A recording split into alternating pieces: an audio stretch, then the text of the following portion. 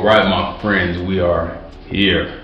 This has been a long time coming. I've done similar versions of this sort of podcast. I've tried different ways to do this, different ways to get the information out. This is actually a soft relaunch of a podcast that we started earlier this year called Wrapped. Tentatively titled after my book, Wrapped in Skin. I'm not sure why we didn't call it Wrapped in Skin. We called it Wrapped instead. I think we thought it would be a little easier for people to digest this at one word, wrapped. But relaunch, we'll call it Wrapped in Skin. My name is justinjamarG. Some of you may know me by Justin Jamar only for a multitude of reasons. One is I used to do some acting back in the day. You know, got my Denzel on occasionally. I tried to. And I cut my last name off and just went by Justin Jamar.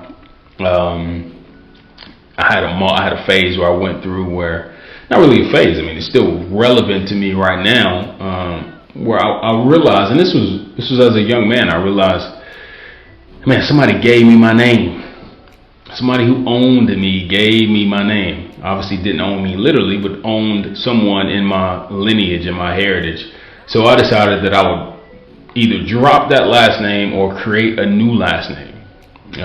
So I decided to drop it, but have since gained some insight, and after spending time with God on what I should do about that, I decided that regardless of where the last name comes from, I am not my last name, but I also have the ability to make my last name whatever it should be, and represent it the right way.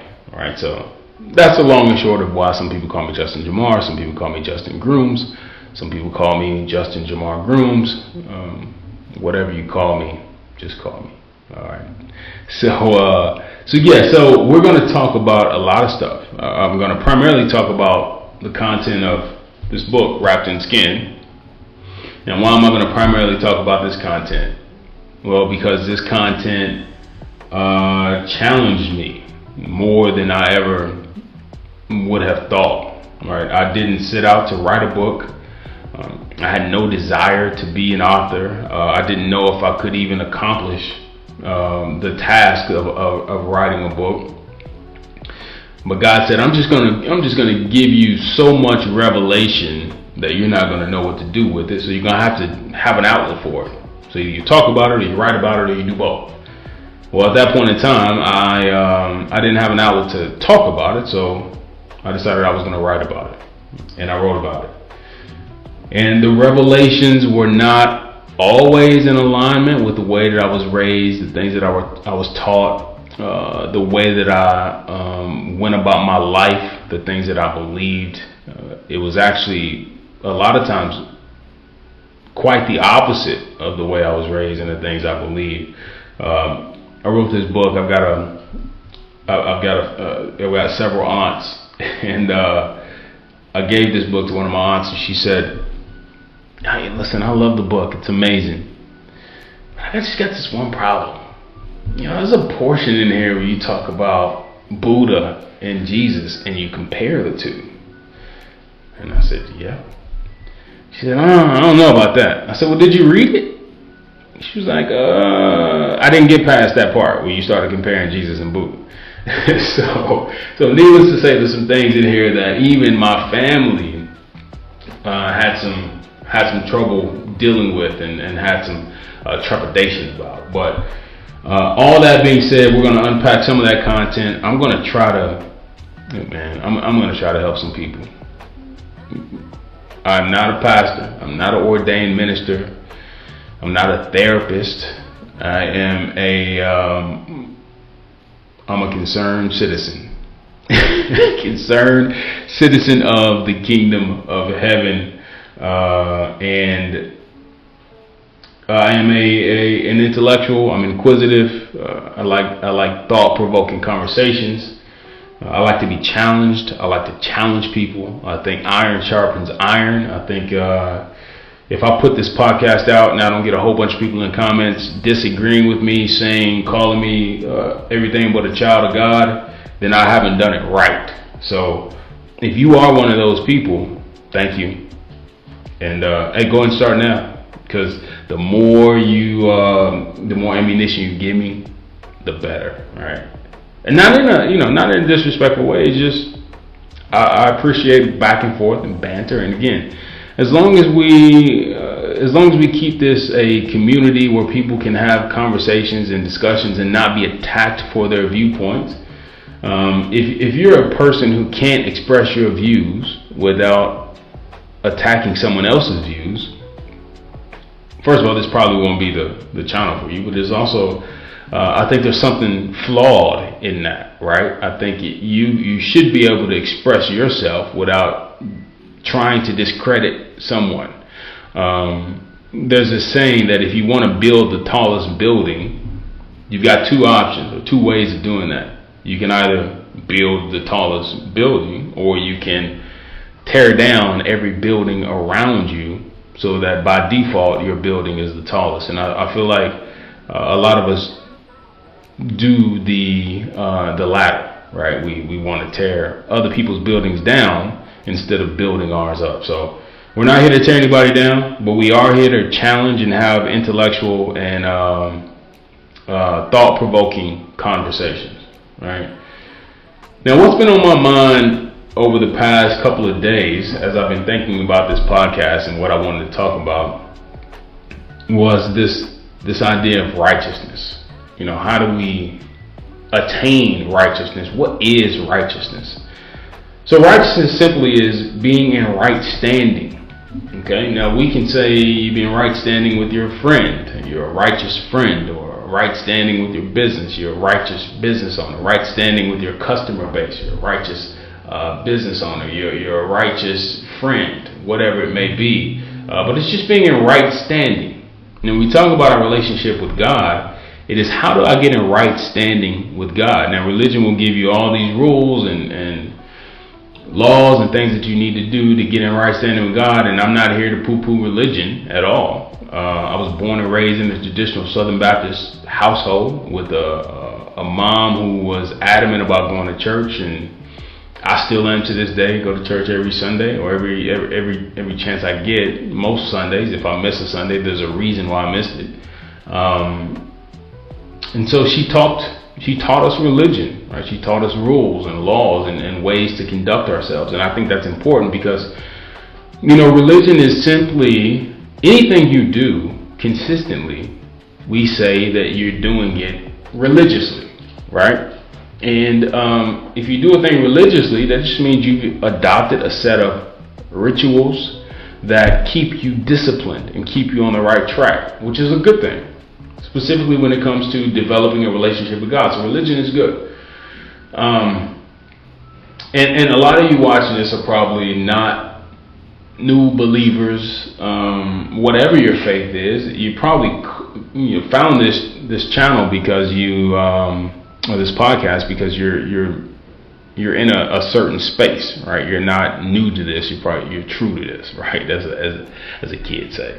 So this message may not be for you, but I'm here to help some people who are new and are trying to figure out, how do I develop a relationship with my Creator? How do I get into a place of right standing with my Creator? Now, when I was about 14 years old, I lost my mom, right? Most people, if you read this book, you know this. People who know me know that. Critical point in my life, obviously, very traumatic experience. And right before that happened, I felt the call of God on my life to do something. It was the first time I really believed that I was here for a reason, that there was a purpose attached to my life. And it started my journey to try to figure out what that purpose was. So when I identified that I had a purpose, and being someone who was born and raised in a church and went to church every Sunday, went to choir rehearsal on Tuesday, went to Bible study on Wednesday, went to prayer meeting on Thursday. In the summertime, we went to Bible competitions and competed with other churches on Bible topics. So I was the quintessential church kid. I grew up and born and raised in church. So clearly, when I'm hearing from God, that meant that, oh, I'm supposed to be a preacher. I'm out. Not going to do that. I just could not see myself being a preacher or pastor, especially not when I was 14. I didn't even know what that meant. So I kind of put that on the back burner. But as I began to develop as a young man, coming to my own, I realized I had a pretty unique skill set. And that skill set was taking lofty or high level information or content and being able to disseminate that message to people in a way that was digestible. Okay? That is part of my gifting, which is why it's crazy that I'm just now doing the podcasting thing. I tried to do my best in the book, and hopefully I accomplished that, but verbal communication is important as well. So what I'm trying to do right now is take this high level information, this stuff that could be religious content, and distill it down into a digestible format where you can glean something from it. Okay. So back to righteousness, being in right standing with God. If I were to be a pastor, my sermons would be extremely short. And the reason it would be short is because I believe there's 3 ways to obtain right standing with God initially. Now you can layer on top of this all the different things and elements of being in a relationship with God, just like you are in a relationship with anyone. There's more than 3 things you need to do to have that relationship become solidified and grow and advance and evolve. But initially, as it pertains to God, there are 3 things I believe. This is me, Justin Grooms, who believes personally there are 3 things you need to make sure you accomplish in order to get in right standing with God initially and get into a space where you can develop and your relationship with God can evolve. Those 3 things are: 1, don't hurt yourself. Meaning, I believe you were here for a reason. You're here for a very specific purpose. And with that, you are to do everything in your power to cultivate the body that you were given. We are spiritual beings having human experiences, meaning you were plucked from the spiritual realm, put into this physical body to accomplish certain things. And some of that is to steward this body that you've been given. So do no harm to yourself. Second thing, don't hurt other people. Just as I talked about what you are here to do, there are people here to do their thing as well, right? And so harming those people will get in the way of what God created them to do. Don't hurt yourself, don't hurt other people. That's 2. Number 3, and this is perhaps the most important thing: add more to the world than you take away, right? So there are certain things that you have intrinsically inside of you that you've been gifted with, that you and you alone are here designed to do. And you should be adding those things to the world. Now, I like to talk in analogies, right? Analogies helps people comprehend some of this information. And I like to think that, we as humans are akin to, if you could think about this, think about yourself as an automobile, right? And let's say you go purchase an automobile and you get in it. You getting in it is you as a spiritual being getting inside of your human or physical vehicle. And you've been given this vehicle, or you've purchased this vehicle, and it is your responsibility to upkeep it, maintain it, and get as many miles out of the vehicle as possible. Right? You do that in a number of ways. You change the oil, you rotate the tires, you make sure that the fluid levels are where they need to be, you take it in for regular maintenance, you listen and you're in tune with things that are going on within the vehicle that may be giving you signs that things are about to break down, and so you can be proactive and get it fixed before it does break down. So that's, again, the way you are to steward your body, right? You get in the vehicle, you take care of the vehicle, you maintain the vehicle. That's number 1. Number 2, you start to drive. You start down the road, down the journey, down the path, And along the way, you're going to see other vehicles. All right, you're going to see people who are also trying to steward their vehicle the best way that they can. So you want to make sure you don't crash into any of them. Maybe when you pass by them, you give them a wave and a smile, encourage them. Maybe you honk at them. Maybe you get over so they can pass you if you're going slower than they are. But you do it all with encouragement and with a good mindset and a good attitude.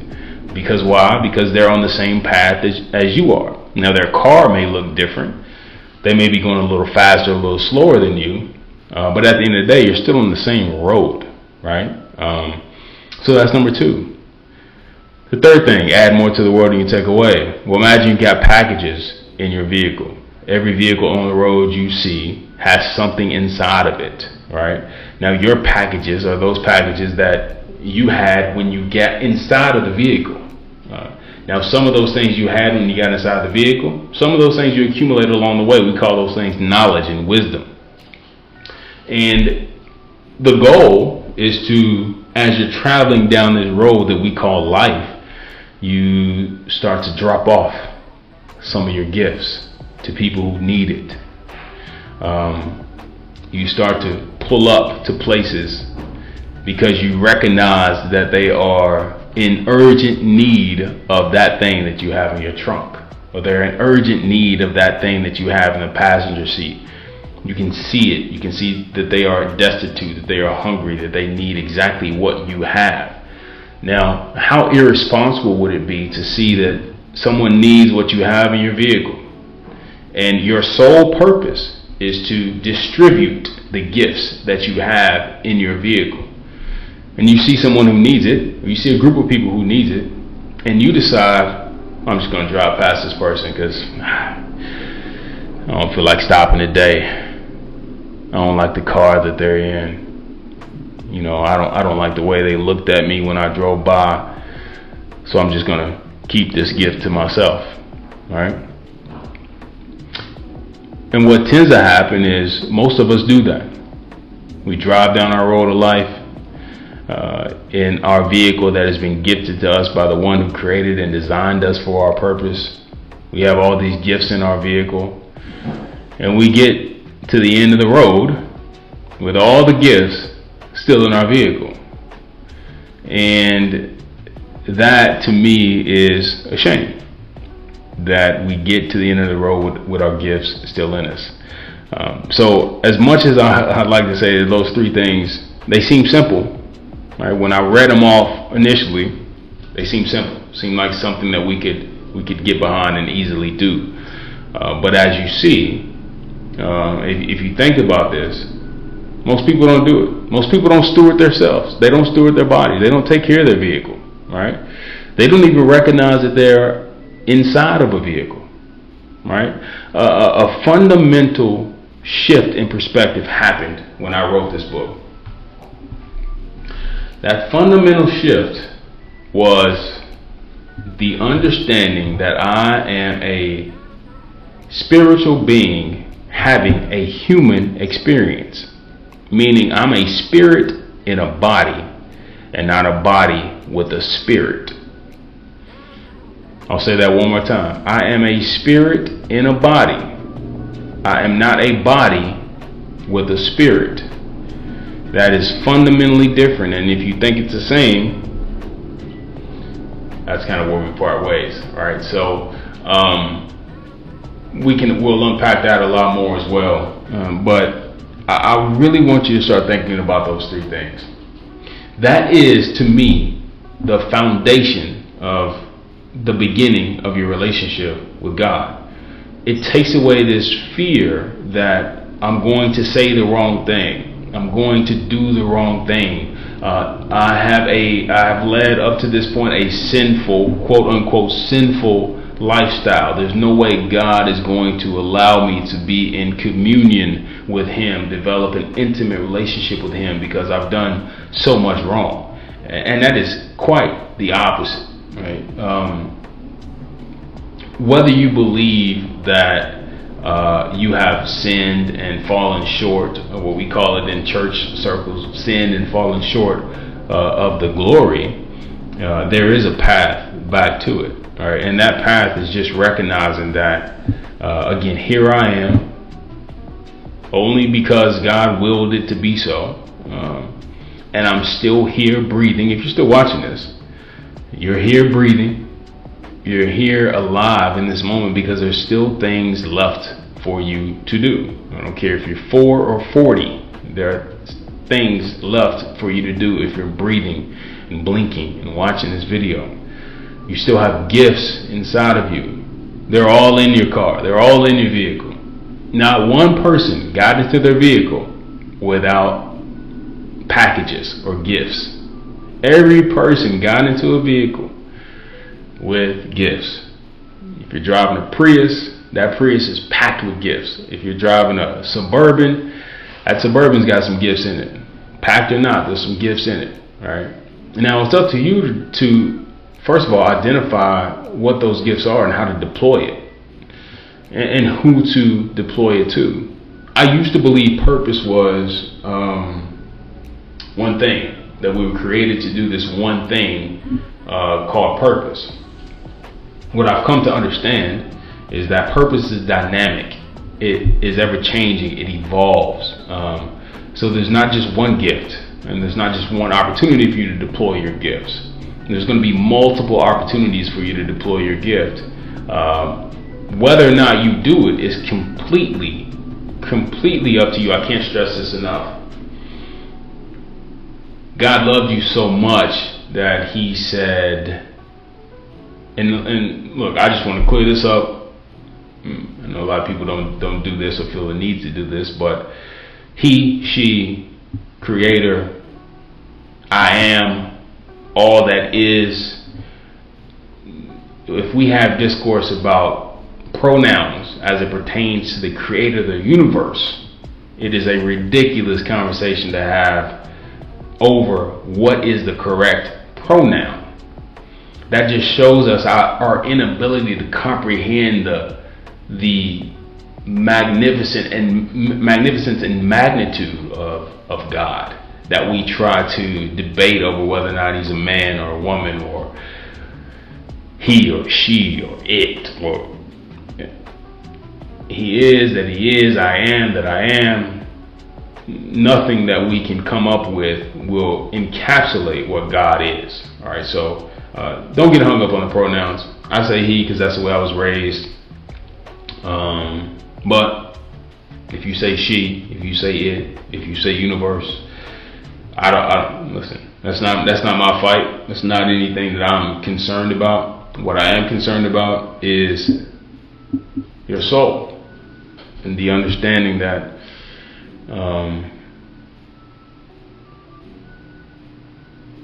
you are and you exist on purpose.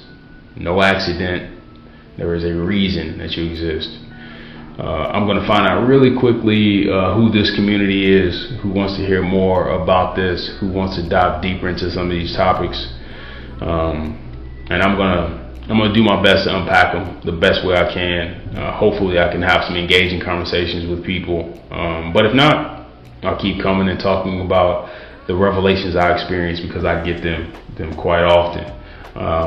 And if I could leave you with one thing. For this time, while you are wrapped in this skin, you will be the greatest version of yourself and the greatest representation of God. Even if you don't believe that to be true currently, I am prayerful and hopeful that you will start to believe it. You will start to develop a relationship with God that's meaningful. You will start to ask questions of the one who created you. And you will get in your vehicle with confidence. You will cultivate your packages, your gifts. You will start to distribute those gifts where you see the need. And you'll continue to do that for the rest of your life until your journey ends. Look, I've been Justin Grooms, and I'm going to continue again to talk to you about some of these things. Please feel free to message me. My Social media will be somewhere, wherever I post this podcast. I'll give you all my links. And yeah, comment, share the video. Let's talk more about it. This is one of many. It's a rough start to this. It's rudimentary right now, but I kind of like it this way. I just want you to be clear on what I'm talking about, and I don't need the fancy accoutrement to talk about God and my Creator. And again, I don't want you to think that this is going to be conversations about God and spirituality. That is what's most important to me, and everything that I do outside of that, whether it be business or relationships or friends or hobbies or interests, travel, whatever it is, there's going to be some element of God involved, because I love God, right? And I am constantly evolving, constantly getting revelation, constantly trying to become a better version of myself, and ultimately become the best version, the version that God envisioned before I was even birthed into this world. And I hope that's the same for you. So we'll continue to talk. This is Wrapped in Skin. I'm Justin Grooms. We'll talk soon.